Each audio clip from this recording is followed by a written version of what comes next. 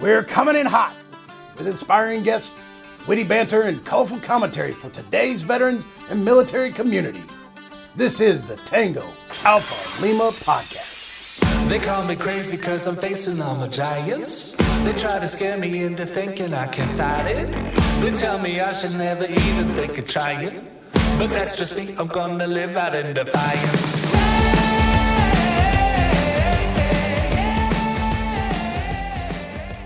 All right, so welcome to the Tango Alpha Lima experience. I'm Jeff Daly, and you see over there in the American Legion shirt, the glasses, and the sassy short hair, that's Ashley Marie Gerbulja Maldonado, and we are ready to go. What do you think, Ashley?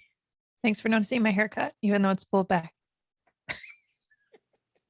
If you have any comments or suggestions for Ashley's haircut, you can send those at tangoalphalima@legion.org.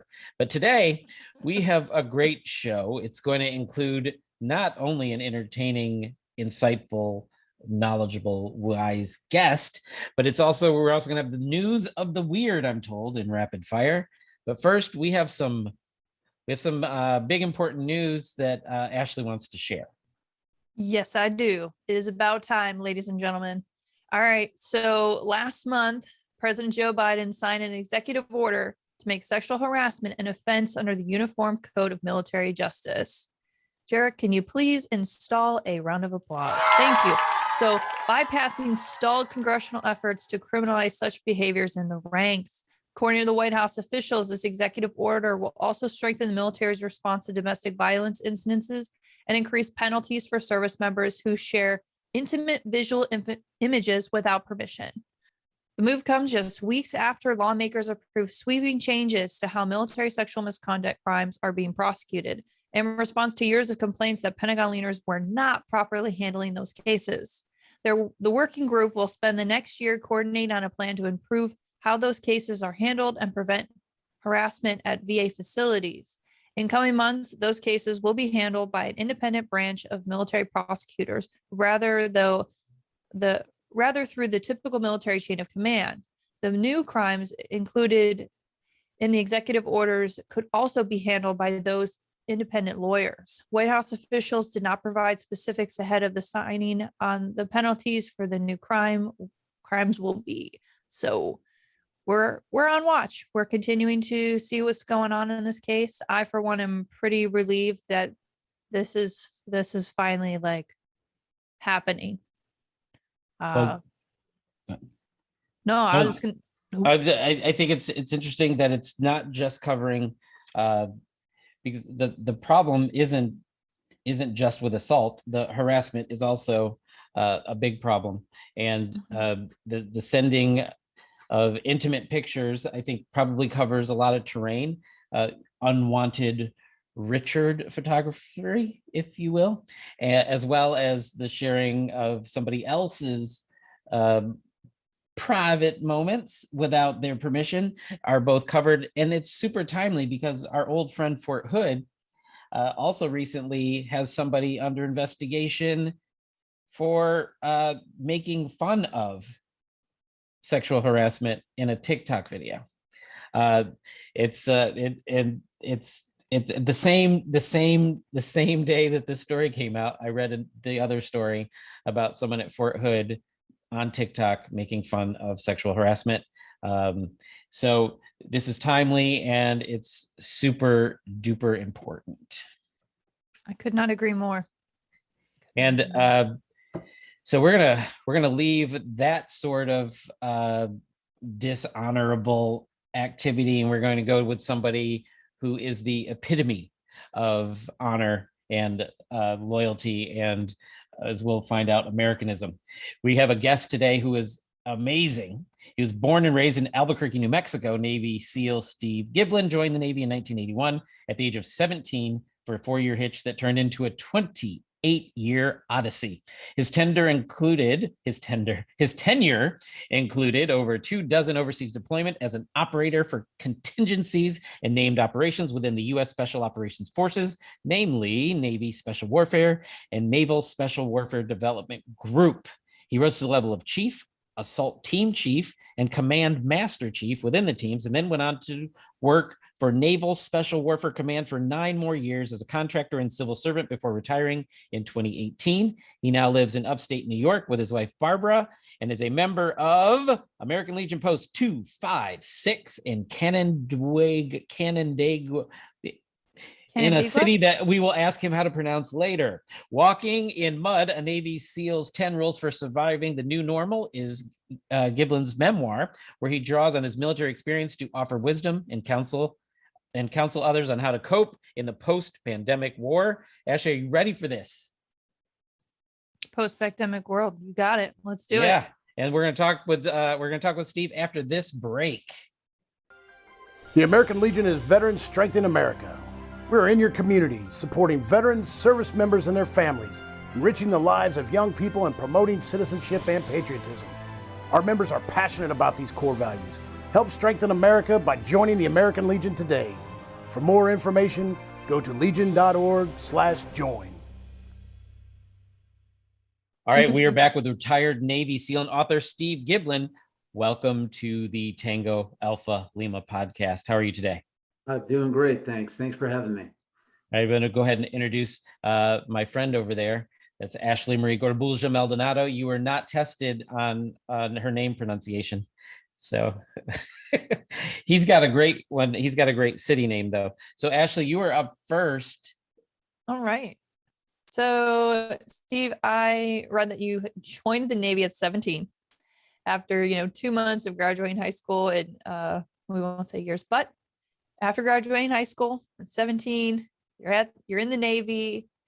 How do you get into the military journey that you are and become a SEAL? Like, take us on that journey. I was still in boot camp when I heard about the SEAL teams, and there was a guy that was giving us our physical screening test or our Navy's physical fitness test, and he happened to be a SEAL. He was there on shore duty. I was in San Diego, so it was easy for him to be there. And I did well enough to where he asked me what I was going to do in the Navy. I told him, and he said, well, have you ever thought about coming into the SEAL teams? And I had no idea what the SEAL teams were. I didn't know. And so he showed me a movie, The Men with Green Faces. You can find it on YouTube still. It was a recruiting movie that they used to show all the recruits. At that point in time, I was hooked. That was all I wanted, but I still had an obligation to go to the fleet. They didn't change my orders. They basically told me there was a ship out there with my name on it. So I had to go and I had to spend at least a year in the fleet before I can go to BUD/S. Okay. So I'm not a Navy gal by any sort. So I'm Army all the way. So so you're obligated to go to the fleet. What was the job, I guess, that you were enlisted with, like occupation? So did you still have to train with a specific occupation in mind while you're in that year in the fleet, and then you said you go to the SEALs or BUD/S? Or So my responsibility was I was on the flight deck of an aircraft carrier, the USS Ranger, and I worked in the catapult and arresting gear division. And so I was in catapults, and that was what we did. We launched aircraft. So made a seven-month deployment on the aircraft carrier, and all during that time, my second responsibility was to stay in good enough physical condition to be able to take the screening test again, because you had to do it every 6 months in order to stay current and then submit the paperwork to go to BUD/S. And that was a whole nother challenge in itself. So running that up through the chain of command and basically pleading with my chain of command to let me go before my 4-year term was up. I'm sure that was a interesting conversation. I'm sure many of your folks are like, oh no, Just about you're every here till day. you're here. Just about every day. But I had a great chief, an E7 in the Navy that's chief, and they're regarded as the backbone of the enlisted ranks of the Navy. And my chief, that guy supported me 100%. So he was my one, the steady Freddy that was always there to help me out. I think that's so important for any of the folks that I've had the pleasure of interviewing. There's always that one person who's your champion. Yeah. I was lucky enough, even in my own career, to have several champions as I moved units and commands and whatnot. And I think that's great. So you've gotten the approval process. You're you're ready to go. Like, what's the next step look like? So you get the approval, your chief's got your bag. Yeah. So I got my orders and I was allowed to leave after only a year on board ship, which is unheard of during a first termer. So I went to Buds, which was right down the street. I was actually at North Island Naval Air Station where the carrier was home ported, and Buds and the West Coast SEAL teams are right there in Coronado. And it was about a 1.5 drive, 2-mile drive. I had a buddy drop me off because I didn't have a car, and dropped me off at Buds. And I expected to be greeted by 7-foot tall monsters that were just going to crush me from the beginning. And that never happened. I got crushed, but they weren't by 7-foot tall monsters. So checking into Buds was definitely an interesting experience, and going through Buds was just as interesting. All right. So to continue on the SEAL journey, you became, you think you told me you became part of the selection process of selecting people?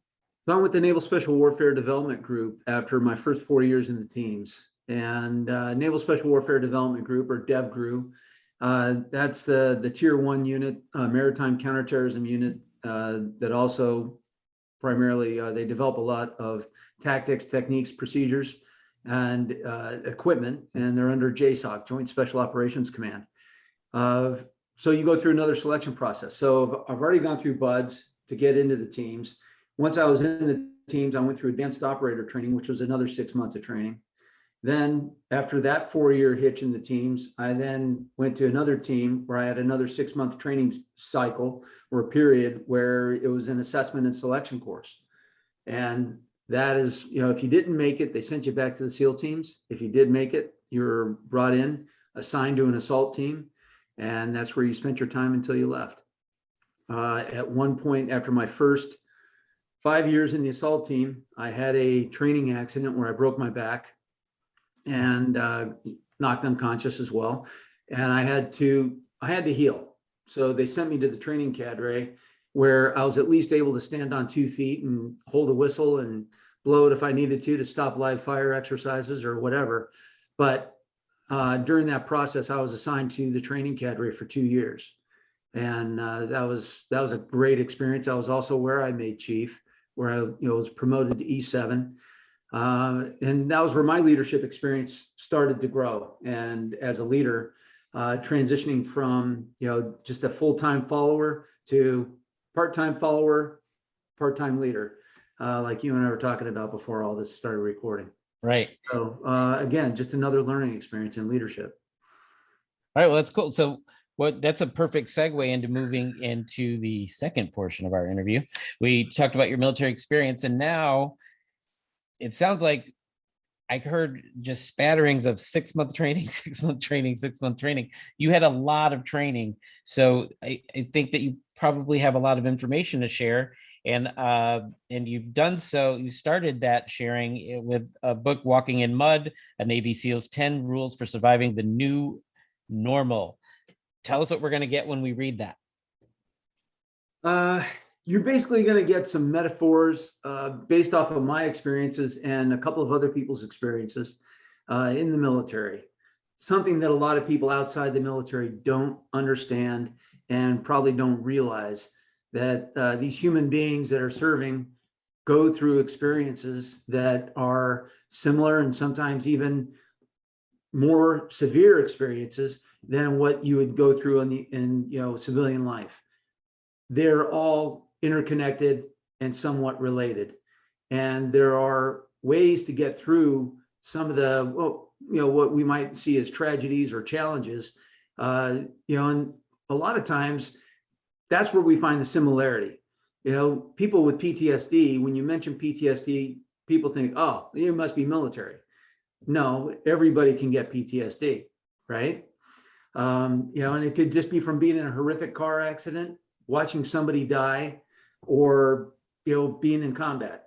Policemen, firefighters, EMTs, paramedics, they experience the same, frequency of, all those emotions and everything's, and experiences that we go through in the military, if you're deployed overseas, or even just training for war. Training for combat sometimes is a lot harder than the actual combat itself, other than somebody's actually trying to shoot and kill you. So it's a list of 10 things that a commanding officer from Underwater Demolition Team 21 wrote back in 1955. This was before the SEAL Creed, the SEAL Code, or any of this.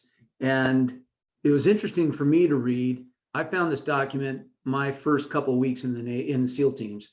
I held on to it, and I never really fully digested its meanings until I was in leadership roles. And when you break it down, and if you look up all these other, and I'll reference the Boy Scout oath, right?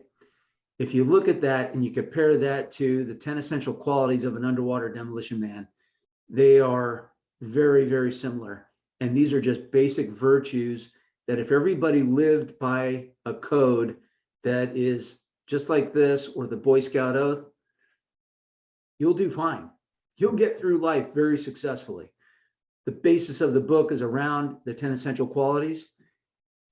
My metaphors, my experiences on, my screw ups in the Navy and the teams, but also there's some successes. And there's also a story in there about, one of my best leaders that I ever had in the Navy period, my 28 years. This guy was just huge. He was a men among men, leader of leaders, and just an incredible human being. So there's a whole chapter based around Pete. Ashley, have a follow-up? Yeah, so in regards to being inspired, and you mentioned the Boy Scout, I'm a proud Girl Scout myself, and I think that there are some kind of equivocal organizations that are not military that bestow some of these qualities, whether they're in youth, even with, like, for example, some of our American Legion programs for under Americanism pillar, our youth and programs and whatnot. But are there any other inspirational or motivational folks that you follow, that you kind of have pulled from as you were kind of compiling things for your book, to like just your everyday life and how you continue?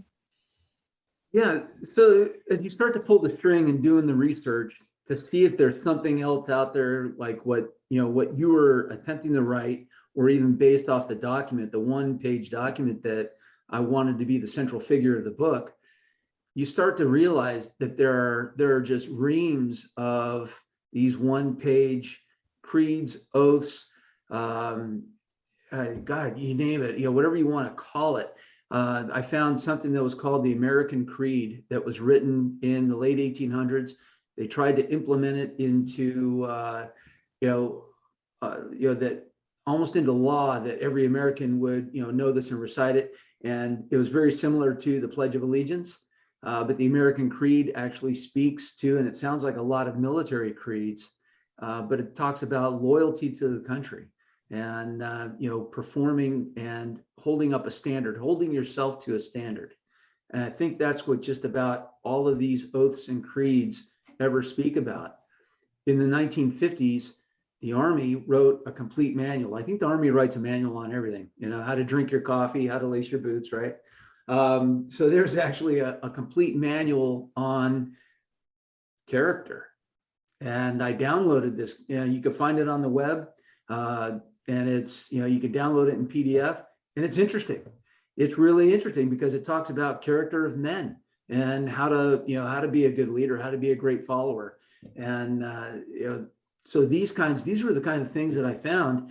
And I've got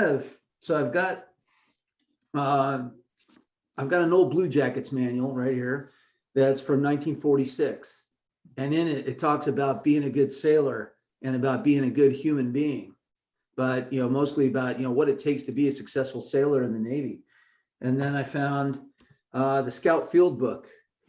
This one is from, I believe, this is from the 1950s, and talks about all these same things, all these same virtues that I think if we were to go into schools right now and start talking about these things, it would almost be like a foreign language to a lot of the kids that are out there, a lot of the, the younger adults and kids. And these are things that I don't believe are as instilled now as they were back when we were young, or even back into the 1950s. The 1950s and the 1940s, I mean, there was this big movement of Americanism and nationalism and national pride after World War I and World War II. And Lieutenant Commander Kane at Underwater Demolition Team 21, he wrote these 10 virtues down, that these were his expectations of his men, not just the officers, but of everybody in the team, enlisted and commissioned as well. So I think it's, they're very wholesome virtues that aren't hard to follow.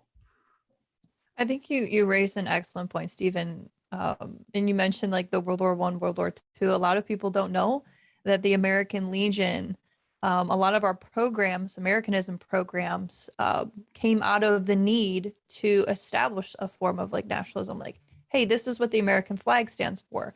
This is why, this is why, for whatever reason, for example, the American baseball team came out of a need for health and wellness. Hold on one moment.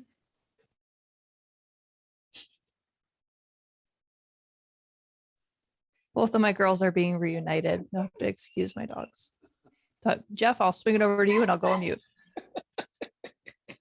All right. So yeah, I was gonna say, it sounds like a lot of these things do have some parallels with our Americanism program, which for a lot of Legionnaires, it's really tough to define. If someone is, when you're going through your four pillars, what does Americanism mean?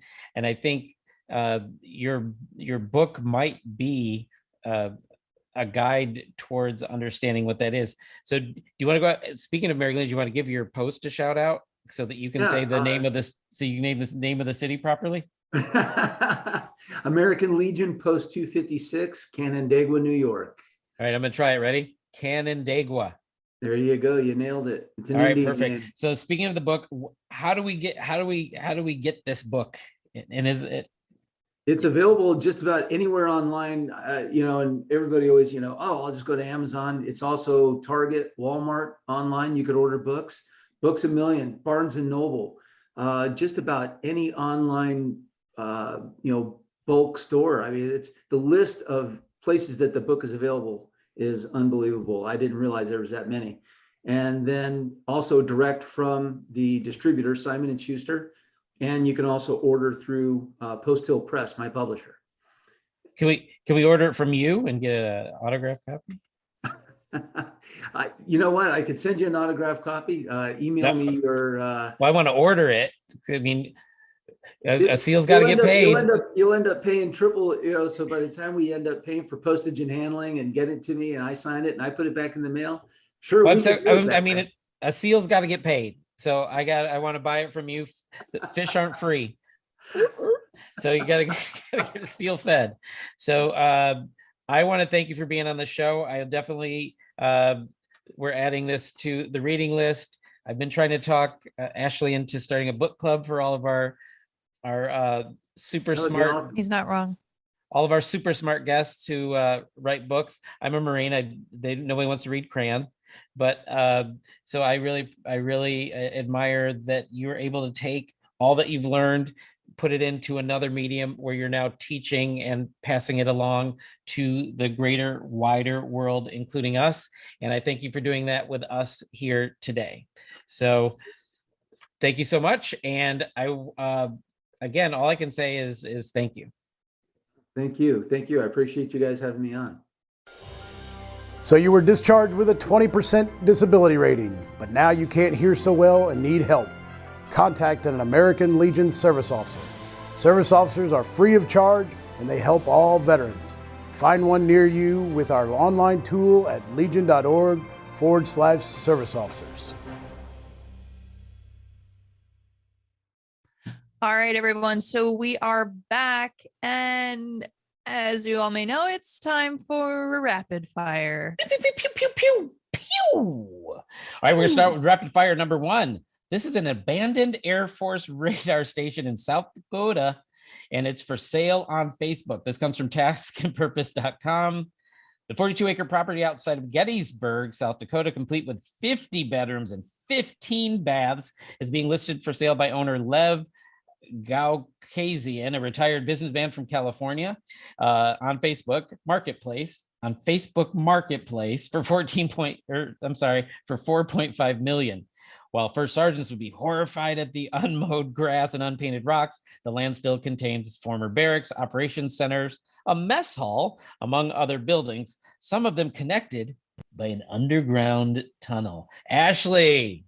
It sounds like the future site of a cult. That just doesn't compute with me right now. I can't believe it's on Facebook Marketplace. Just casually as I scroll through my algorithm. How would you like to own a private previously military, installation? Could be yours for the nominal price of $4.5 million. I think jump on this deal now. No. Sunday sale. I think of Facebook Marketplace as like a garage sale, and I've never been to a garage sale where I would spend $4.5 million. Now the cult thing, they're gonna have to get away with it because there's still government buildings all around it. So they're only selling one piece. So there we go. All right, rapid fire. Number 2.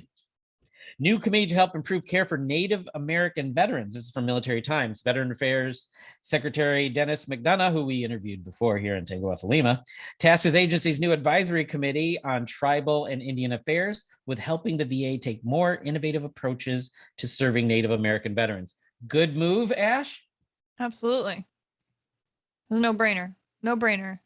I'm excited that this newly created panel, which is one of 27 VA advisory committees, has met in previous, weeks to advise the VA on everything from COVID efforts to homeless among American Indians and Alaskan Native American veterans. And it's 15 members of Native American veterans, like each from different tribal nations. So representation matters. It's important. And kudos to the VA. Yay. All right. So I have nothing to disagree with you there. Oh my gosh, I just said that recorded. Yes, you did. Oh, it's beautiful. Mark your calendars, friends. This is now a new holiday. This is Jeff not disagreeing with Ashley Day. I want to. Do you have any shout outs today? I don't know if I have necessarily shout out per se. I've really been like, I need some folks to start sending us in some love notes and some feedback, because you guys gotta give me something to engage with. I gotta see what's going on, and I can directly answer those questions in this slot, because that's what I'd like to use it for. All right. Well, this airs right before Valentine's Day, so I'm going to shout out to she who has not made herself known to me yet. But also, I'm going to give a shout out to the Writers Guild of America. They have a great program for veterans to be screenwriters. This program is free. It's a year long. It even includes matching with a mentor who is already working in the business. I assume Holly will put the link in. It's the Veterans Writing Project if you don't want to read down below. So go to the Veterans Writing Project, and you too can be an amazing screenwriter in Hollywood.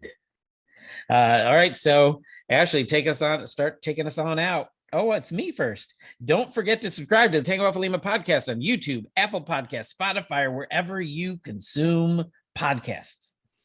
That's right, Jeff. So please leave us a review and give us 5 big old star rating so that the world knows how much you love us this time around Valentine's Day. And I don't know, I guess send some love to Jeff too. He needs it. Go on, Jeff. No, you gotta tell us about if somebody wants a guest recommendation. They want to match make us. That is true. Cupid's love arrow, sending love arrows your way. Let's see if you know of anyone that is interested in being on the show. You have a guest recommendation. Go to legion.org/Tango Alpha Lima. That's right, legion.org/Tango Alpha Lima, and click on the suggest a guest link. We look forward to your recommendations. Send in that link for someone you love, or some of you love yourselves, so you can send a link in for yourself as well. With that, I am Jeff Daly with Ashley Marie Gorbulja Maldonado and super producer Holly behind the scenes, declaring season 3, episode 92, mission complete.